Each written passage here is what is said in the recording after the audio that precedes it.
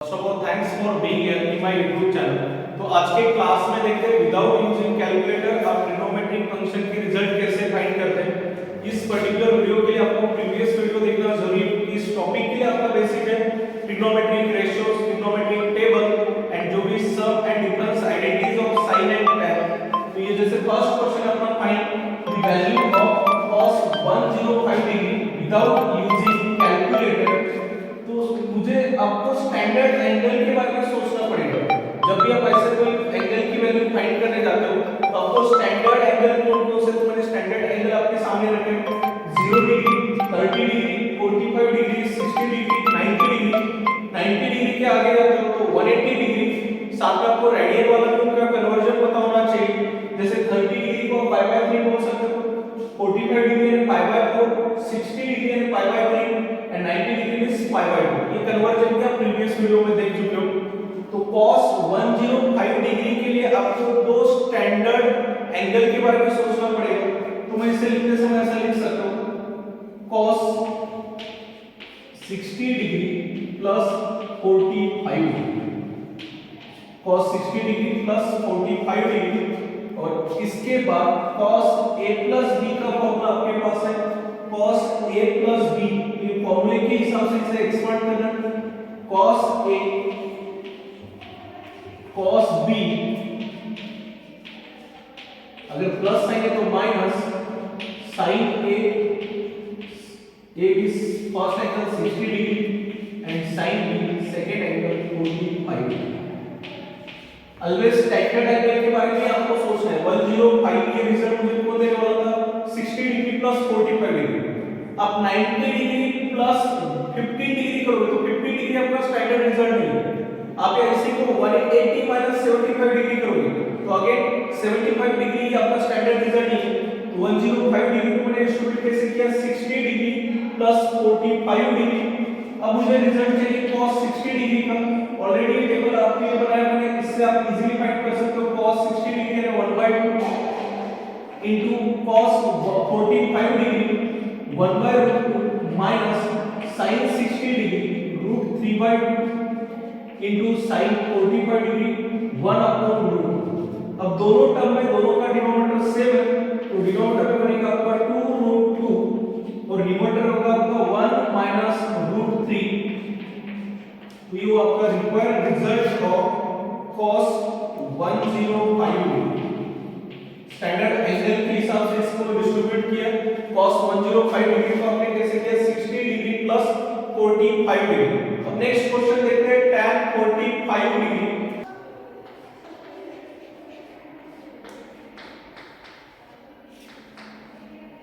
tan 75 degree, अगर tan 75 degree के बारे में सोच लो तो अगेन आपको सोचना पड़ेगा दो स्टैंडर्ड एंगल के बारे में। 75 डिग्री को उसे कैसे रिजॉल्व करोगे 90 डिग्री माइनस 50 डिग्री, तो 50 डिग्री अपना स्टैंडर्ड एंगल नहीं है तो मैं 75 डिग्री को बोल सकता हूं tan 45 degree plus 30 degree.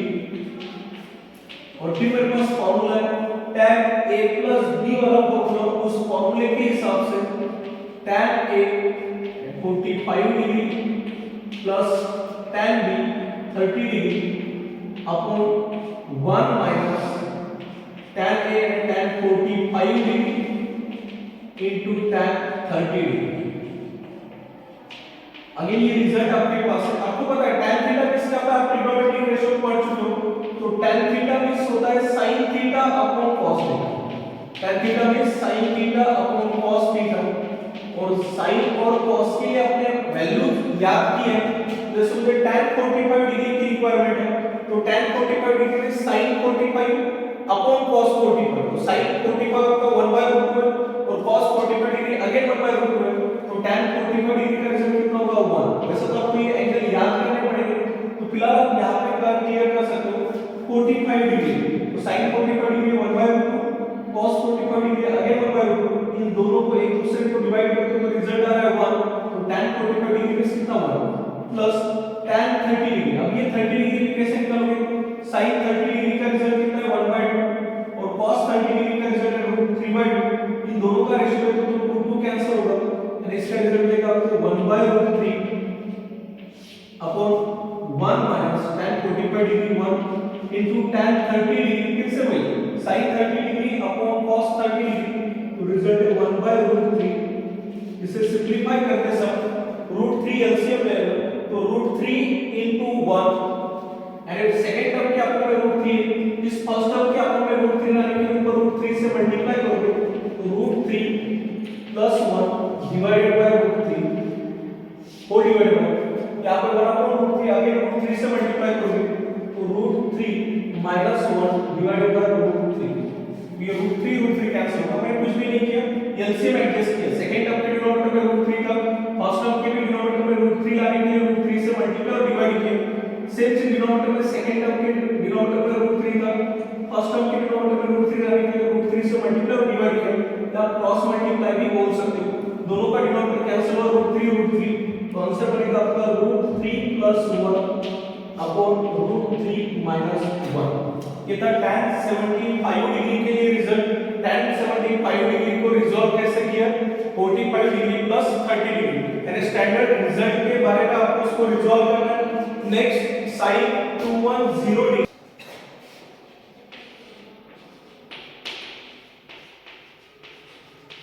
sin 210 degree, अब इसे कैसे रिजॉल्व करेंगे। sin 210 डिग्री में आपके पास पॉसिबिलिटी क्या है, या तो आप इसे ऐसा लिख सकते हो sin 180 डिग्री प्लस 30 डिग्री, क्योंकि 210 के नजदीक मेरा 180 डिग्री है, तो मैं इसे 180 डिग्री प्लस 30 डिग्री करूंगा तो 210 डिग्री आ रहा है। और मैं सेकंड ऑप्शन आपके पास है, अब sin 90 degree into 2 plus 30 degree ऐसा भी कर सकते हो, पर इसके लिए आपको बहुत सोचना पड़ेगा, तो बेटर है आप जो भी आपके पास एंगल दिया उसके नजदीक वाले स्टैंडर्ड वैल्यू के बारे में सोचोगे।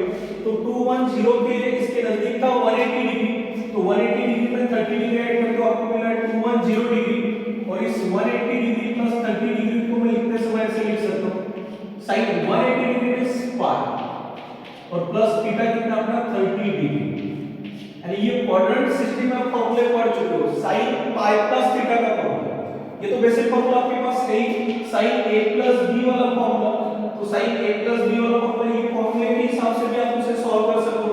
बट अगर आप यानी शॉर्टकट पढ़े हो क्वाड्रेंट सिस्टम, तो उस समय आपको क्वाड्रेंट सिस्टम के बारे में सोचना है, तो sin पाई प्लस थीटा, तो sin पाई प्लस थीटा के समय फंक्शन एज इट इज रखते थे sin, और जो थीटा है वो थीटा एज इट इज होता है आपका 30 डिग्री, यानी sin पाई प्लस थीटा वाले केस में जब भी sin पाई प्लस थीटा या पाई माइनस थीटा होता है, गिवन जो भी फंक्शन है फंक्शन एज इट इज, साथ में जो इंक्रीमेंट थी वो इंक्रीमेंट मैंने लिखी।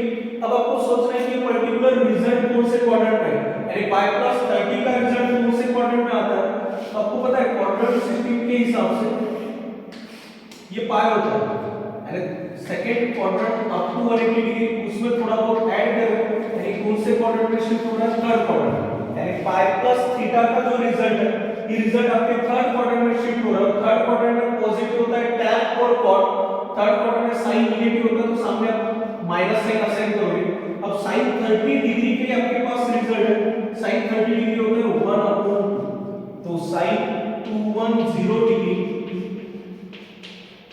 ये कितना -1/2। आपने यहाँ पे क्वाड्रेंट सिस्टम का यूज किया पाई प्लस थीटा का, pi plus theta function as it is depend करता है कौन से क्वाड्रेंट में, उस क्वाड्रेंट के हिसाब से प्लस अदरवाइज माइनस। अगर आप में से कोई स्टूडेंट को इसमें डाउट है तो डिस्क्रिप्शन में वीडियो की लिंक दे देता हूं, आप उसे एक बार जरूर देख लेना, ट्रिग्नोमेट्रिक टेबल आपका क्लियर होना जरूरी है। नेक्स्ट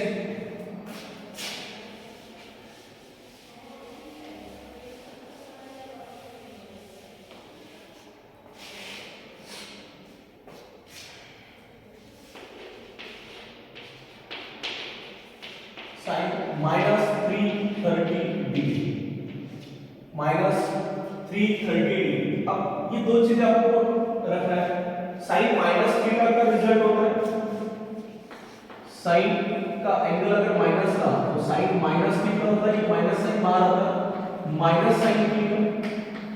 और सेकंड cos थीटा के लिए याद रखो, cos माइनस थीटा ये cos थीटा होता है, यानी sin के एंगल में अगर माइनस साइन है तो उस माइनस साइन को आपको बाहर निकालना है, वही अगर cos के एंगल में माइनस साइन है तो माइनस साइन बनेगा पॉजिटिव।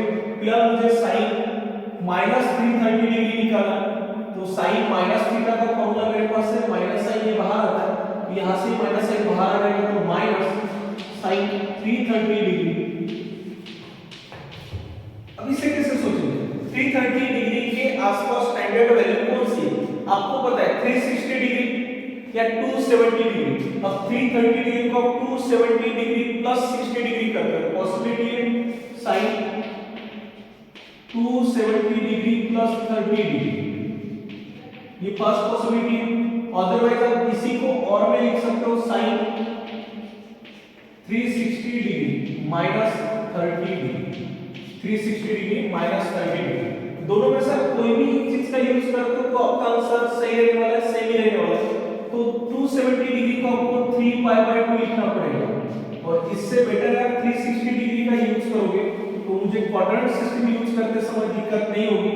तो minus sine as it is है, साइन 330 डिग्री को लिखा मैंने साइन 360 डिग्री माइनस 30 डिग्री, और ये माइनस साइन 360 डिग्री में कितना होता है?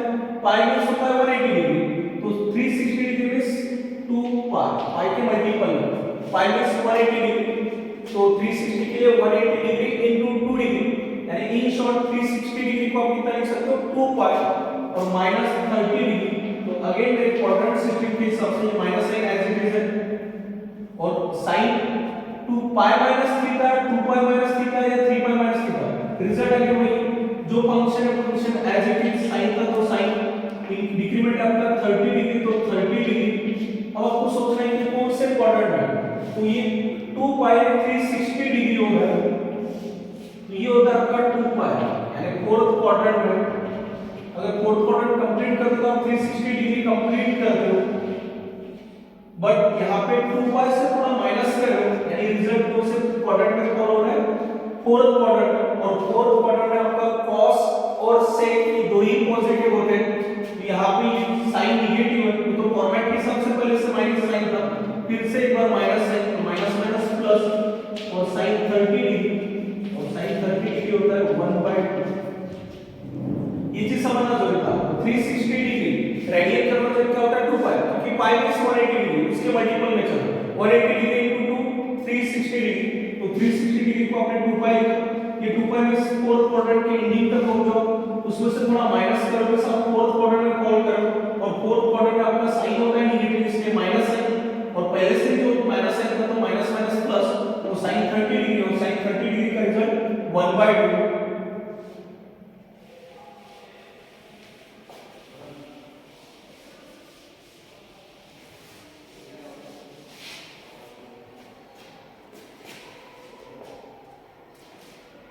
नेक्स्ट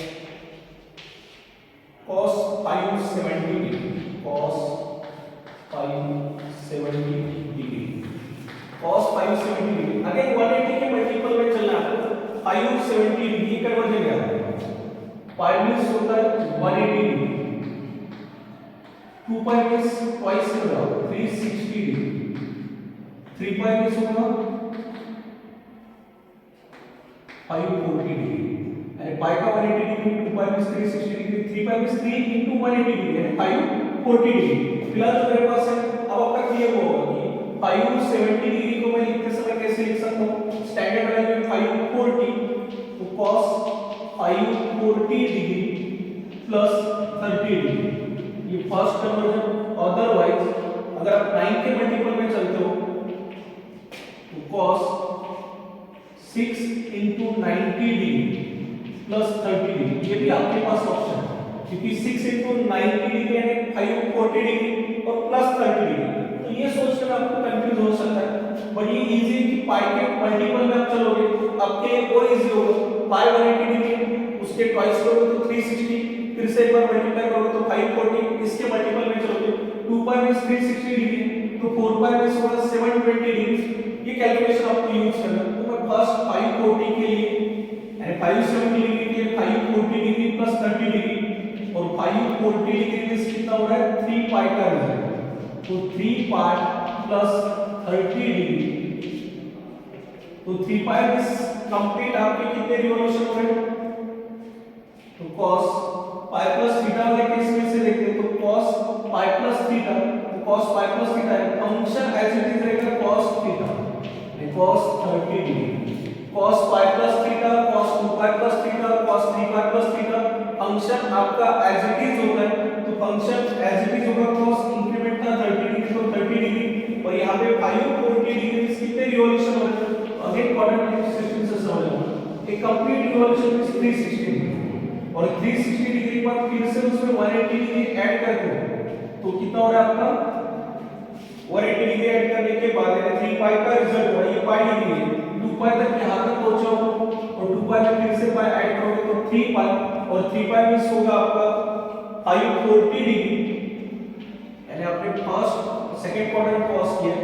3 पाई का मीनिंग होता है कंप्लीट रिवॉल्यूशन इज 2 पाई, और उसमें फिर से पाई 180 डिग्री ऐड करो, इस दो क्वाड्रेंट कंप्लीट हुए, यानी आप पहुंचे हो 540 तक, और 540 के बाद थोड़ा बहुत आप ऐड कर रहे हो, यानी आप थर्ड क्वाड्रेंट में इंटर कर रहे हो, और थर्ड क्वाड्रेंट आपका cos होता है नेगेटिव, इसलिए यहाँ पे माइनस साइन देना पड़ेगा, और cos 30 डिग्री का रिजल्ट है √3/2, और उसके सामने माइनस, तो ये वो आपके cos 570 डिग्री का रिजल्ट। आपको ये अगर चीजें समझ में आ गई तो आपके लिए कैलकुलेशन बहुत इजी हो जाएगा। 90 डिग्री के मल्टीपल में चलोगे तो उस समय आप कंफ्यूज होने के चांसेस बहुत ज्यादा है, बट वही अगर 180 डिग्री का मल्टीपल में सोचते हो तो उस समय आपके कैलकुलेशन और डाउट भी बहुत क्लियर हो जाएंगे। तो ये रिजल्ट आपका cos 570 डिग्री का। अगर आपको ये वीडियो पसंद आया तो इसे लाइक, सब्सक्राइब और अपने दोस्तों के साथ शेयर जरूर करना। Thank you.